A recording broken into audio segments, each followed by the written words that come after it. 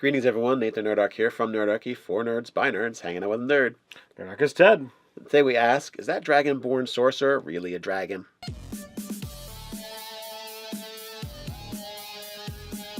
Jump down in the description below where you can sign up for Nerdarchy, the newsletter, get weekly gaming tips, as well as learn how to game with Nerdarchy. So we got a viewer suggestion slash, help me Nerdarchy, you're my only hope.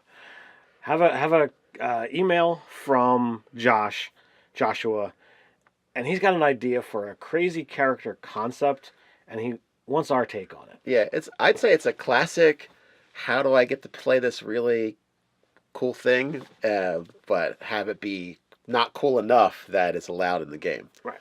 So he wants to be a standard, I build my character out of the player's handbook, but the concept is he's an adult bronze dragon that has been cursed by a immortal wizard or some kind of god, and he's been forced to live in a mortal body without remembering what he actually was, so that he's not able to, I know where my hoard is, and I know where, all of these powerful things and beings are that might be able to help me, doesn't have the memories of being a dragon. So it's like, at concept, he could go with this really cool, I'm just a dude.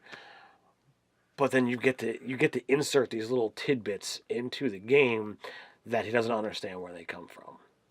Yeah, it's a nice play on the I've got amnesia character, because you can do something as simple as, well, what we were talking about for the race. I mean, I was like, it's got to be a Dragonborn, yes. And you got to be bronze. Like, you got to look like you're from like throwback nobility or something like that. So I'm like, well, you could totally do this where, like, every time your proficiency bonus changes, like, something happens to the character. They remember something, or that they have a memory in their head that doesn't make sense. Like, it's not something that they remember having, or they have an urge that they don't fully understand. And it'd be something to play up the whole dragon theme without knowing what that is. Now, obviously, the player came up with this concept, so they understand what's going on, and could totally get behind the actual role-playing of it without it actually affecting any of the game or the gameplay. Now, one of my major questions was what kind of classes this person was looking at. Well, in the actual email, he talked about, when he gets 9th level spells, the transmutation would allow him as a druid to turn into an adult gold dragon. Okay, so he could definitely do bronze, basically. Right, so it's like, all right, well, that would have to be his cusp of, like, well, if I can become the dragon using my spell, once a day, that should really when I should be able to retire this character and be able to go back to being a dragon. That could actually be part of the curse. I mean, because what schlep off the street's going to be able to transform themselves back into themselves through any type of power? So that could be, if you can change yourself back into yourself, you can break the curse, So, and you could go that route, go druid and do that, or you could play any other type of character, and then as he gets more and more pieces, that could be the character's side quest thing. He's looking to redeem himself. He's looking to figure out what it was that he did. Now, I would say as a player, you've come up with the concept. If the GM can get behind this, as I would work in the story and leave as much detail about the dragon that he once was a mystery to the player. You gave me the concept. You're done with it. It's now my property, and we're going to get into this, and you're going to find out what actually transpired in your character's past as you play the game as little side questy things. You want to make sure that there's still a main plot thread that's going. This is not, here's the main character of my story and everything's going to be revolving around you. Now, you don't want to do that unless everybody's on board for, hey, this is the mystery of the game, and this player's trying to help the other players are trying to help him out. But I digress from that point.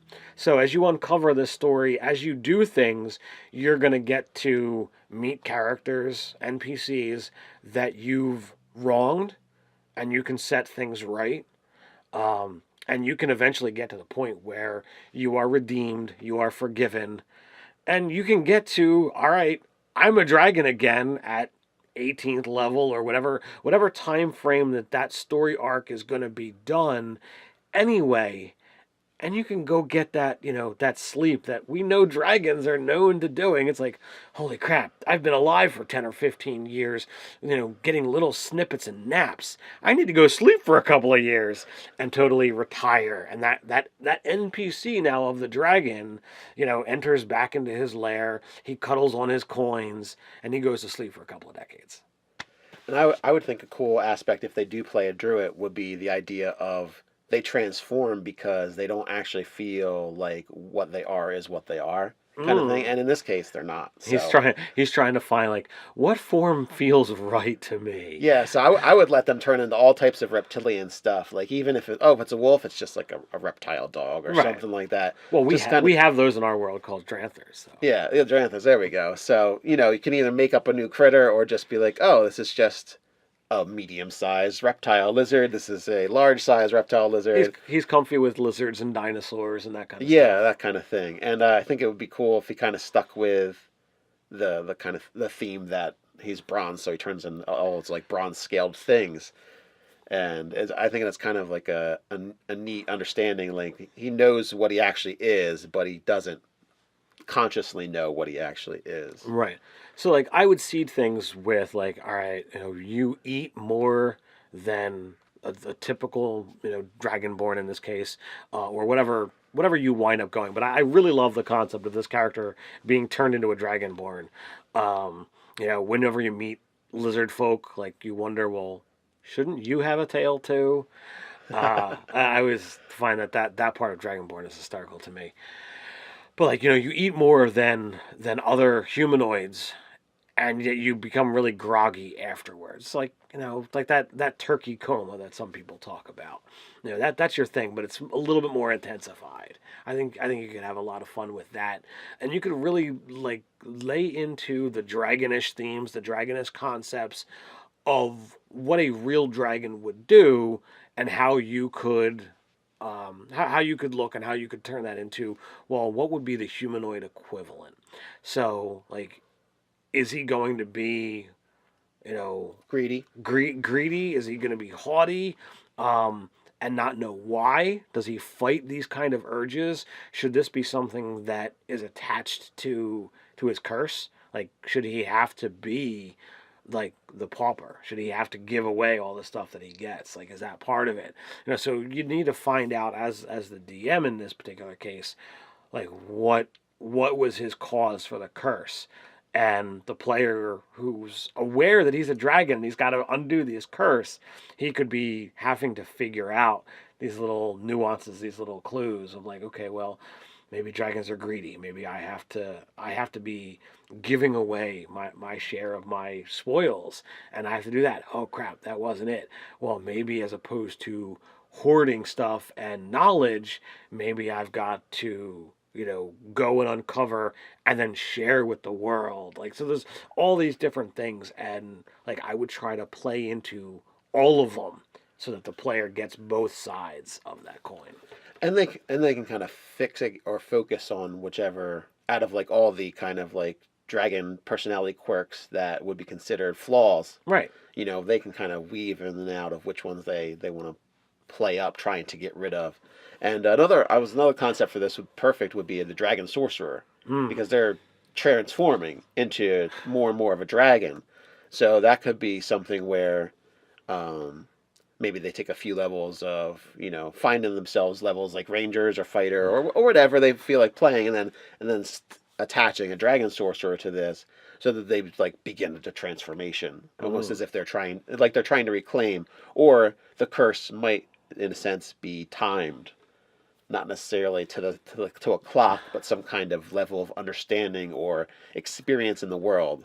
Right. I mean, there's a reason why they call it XP. There's a reason they call it experience points gain you levels, is because experience does gain you things. Absolutely. So it kind of transfers in and out of game, that idea of once you gain enough experience, the curse is broken.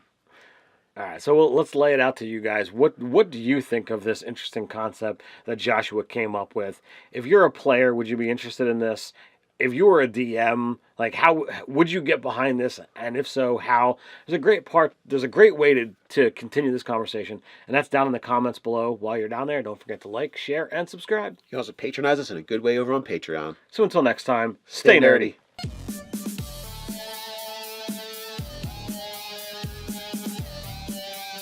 From Joshua, and he's got an idea for a crazy character concept, and he wants our take on it. Yeah, I'd say it's a classic. How do I get to play this really cool thing? In the description below, where you can sign up for Nerdarchy, the newsletter, get weekly gaming tips, as well as learn how to game with Nerdarchy. So we got a viewer suggestion / help me Nerdarchy, you're my only hope. Have a email an adult bronze dragon that has been cursed by a immortal wizard or some kind of god, and he's been forced to live in a mortal body without. But have it be not cool enough that it's allowed in the game. Right. So he wants to be a standard. I build my character out of the player's handbook, but the concept is he's in. Greetings, everyone. Nathan Nerdarchy here from Nerdarchy, for nerds, by nerds, hanging out with a nerd. Nerdarchy's Ted. Today we ask, is that Dragonborn Sorcerer really a dragon?